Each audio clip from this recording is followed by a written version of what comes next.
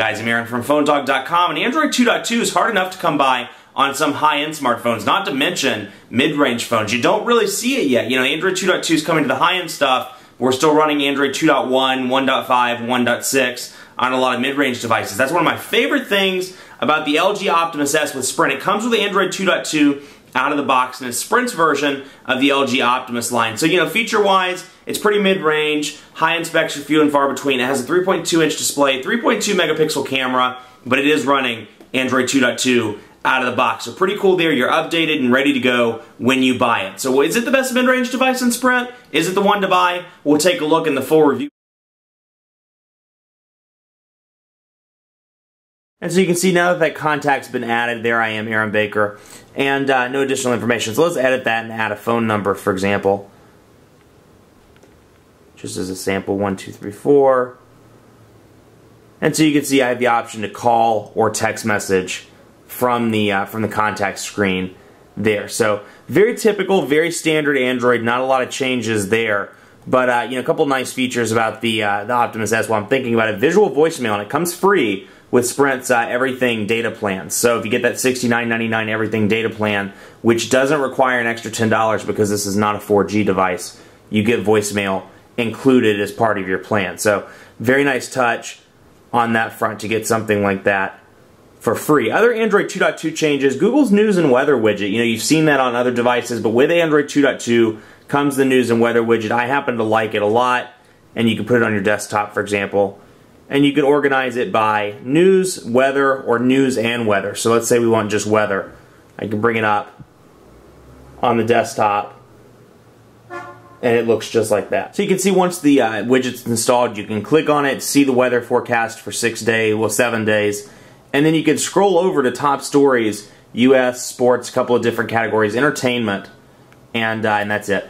So you can do it like that. You can do a like I said, a sole weather widget. You can do a just news widget, or you can do news and weather all in one. So it's a nice touch across the board, and it's one of my favorite widgets on these devices. Now let's go into the widgets while I'm thinking about it, and let's have a look at some of the Sprint widgets that are a little bit different due to Sprint ID. You have Sprint Contacts, Sprint Football Live, Sprint Messaging, and tutorial widgets as well, along with Sprint TV, Weather, and Sprint Zone. So all of those widgets, those are Sprint ID based widgets. So let's go into, you know, for example, Sprint Weather.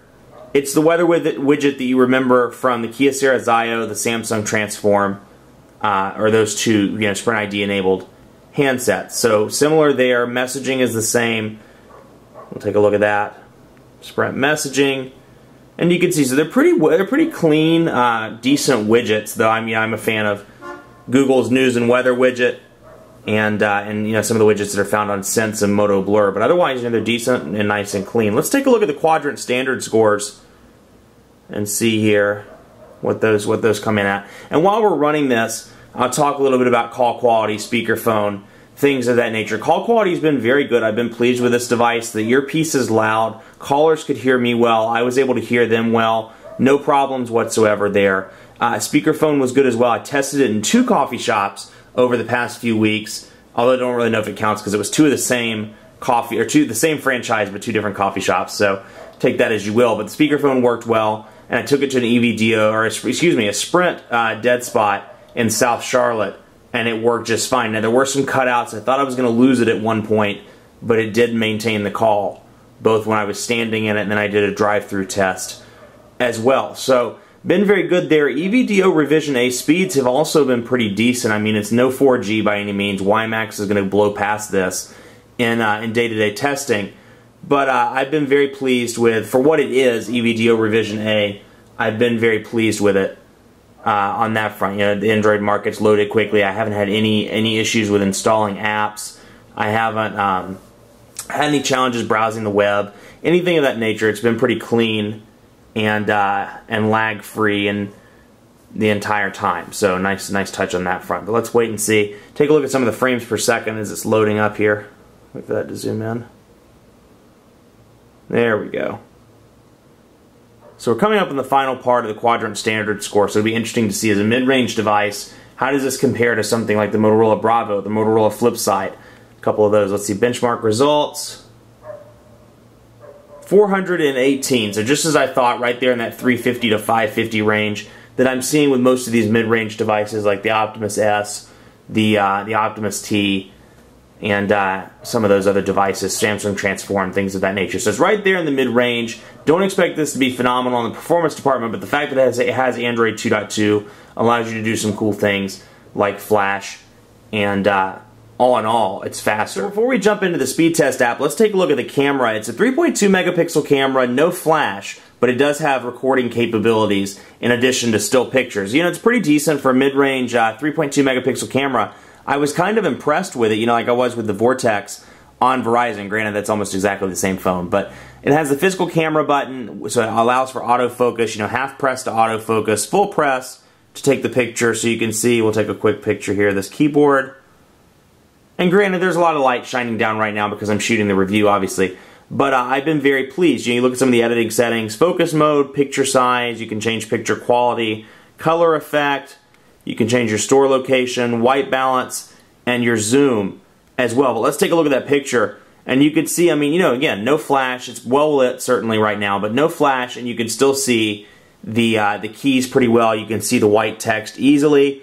And for the most part, the picture on this display at least is pretty crisp, so not bad at all. Now you get in a low lit situation with both the camera or the camcorder, and you're gonna see a challenge. It's gonna be hard to take a quality picture. But in well lit situations, daytime, a day in the park, anything like that, you should be more than fine. Let's take a look at the speed test. You know, I'm in the Charlotte metro area, and for the most part, you know, Sprint's 4G speeds are decent. They're a little bit sporadic, but decent. You know, let's take a look at 3G EVDO revision A, and it should be set for Charlotte.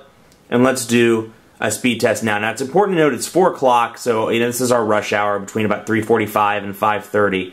And I'm beside one of the major interstates. My office is located pretty closely. So keep that in mind when you look at these low speeds. But still 246 kilobits per second. That's pretty bad. Even, you know, even at EVDO revision A, I would expect at least 1 megabit per second. And then on the upload, 329 kilobits per second. Let's do one more test just to make sure, give it the benefit of the doubt. But you can see the speeds just are not great at all. Let's see here, about 300. Roughly 301 kilobits per second. And then on the upload, 539 is what I'm going to guess. 575. 574. 574 kilobits per second. Obviously, you know, the numbers aren't the best in the world, not great by any means.